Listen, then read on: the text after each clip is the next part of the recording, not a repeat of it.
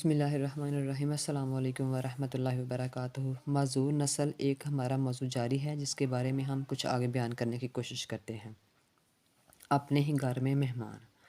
ہمارے پاس جو تیار نسل ہے ان کے تصرفات دیکھی تو لگتا ہے کہ یہ اپنے ہی گھر میں مہمان ہیں، نہ کوئی تعاون کرنے والے، نہ کسی کے کسی کام میں مدد کرنے والے، اور نہ ہی کوئی اپنی طرف کی کوئی ذمہ داری اٹھانے والے۔ اسکول سے لے کر اپنے کالج یونیورسٹی تک، بلکہ نوکری لگ جانے کے بعد بھی وہ اپنے والدین کے گھر میں مہمان بن کر ہی رہتے ہیں، اور ماں باپ دونوں گھر کی ذمہ داریوں کے بوجھ تلے دبے رہتے ہیں، چاہے عمر جتنی ڈھلتی جائے اور کبھی کتنے ہی کمزور کیوں نہ پڑتے جائیں، کیونکہ وہی خود ہی تو چاہتے ہیں، یعنی کہ وہ ہم خود ہی نہیں چاہتے کہ ان کی اولاد کو کوئی تکلیف اٹھانی پڑے۔ بلا شبہ ہم نے ان کی بنیاد ڈالی ہوتی ہے۔ کام کی ذمہ داری لینا اور اپنی ذمہ داریوں کو سمجھنا تربیت ہے جو اول اولاد کے دل میں بوئی جاتی ہے اور اس کی آبیاری کی جاتی ہے، لیکن ہم ان میں سے مکمل طور پر غافل ہو چکے ہیں۔ انہیں پھولوں کی طرح پالتے پوستے ہیں اور انہیں کسی قسم کی مشقت کا عادی ہی نہیں بناتے۔ نتیجتاً ان کے ذہن اور جسم اس بات کے عادی ہو جاتے ہیں کہ بس خود ہی کی ماننی ہے، چاہے کچھ کیوں نہ ہو جائے۔ یہی وجہ ہے کہ ان کی صحیح معنوں میں تربیت کا فقدان یعنی کہ جو تربیت کا فقدان ہے ان کے لیے دنیا میں شدید پریشانی کا باعث بنتا ہے کہ دنیا کے دیے ہوئے سبق توقع سے زیادہ چونکا دینے والے، بے رحم اور بہت ہی کمتر اور زیادہ ظالم ہوتے ہیں۔ یعنی جب ہم ان کو اس کے لیے تیار ہی نہیں کرتے، ان کو بچا بچا کر رکھتے ہیں، تو پھر جب وہ یہ اصل زندگی ان کے سامنے آتی ہے تو پھر وہ ایسے کہ ہو جاتے ہیں کہ ان کا مقابلہ کرنے کی ان میں طاقت ہی نہیں ہوتی۔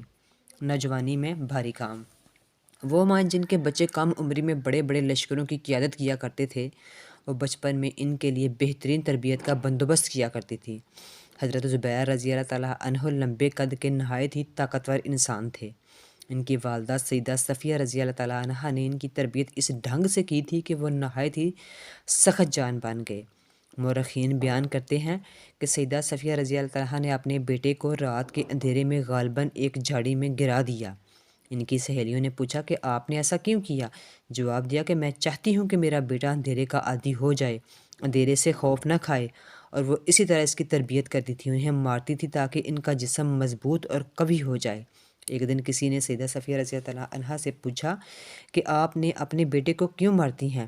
تو ذرا سیدہ صفیہ رضی اللہ تعالیٰ عنہا کا جواب سنیے۔ یعنی میں اسے اس لیے مارتی ہوں کہ یہ باادب ہو جائے، پھر یہ بڑے عالی شان لشکر کی قیادت کرے۔ بلا شبہ صحابہ کرام اور تابعین 20 سال سے کم عمر ہوتے تو لشکروں کی قیادت کیا کرتے تھے۔ ضروری ہے کہ اسلامی خطوط پر استوار ہو کر ہم اپنے بچوں کی تربیت کریں، انہیں سرد گرم سے بچانے کے بجائے ان کے جسم اور جان کو مضبوط بنائیں، انہیں سستی اور کاہلی سے نفرت دلائیں تاکہ وہ اس بیکار زندگی میں کوئی مقصدیت لائیں، ان کی زندگی با مقصد ہو جائے۔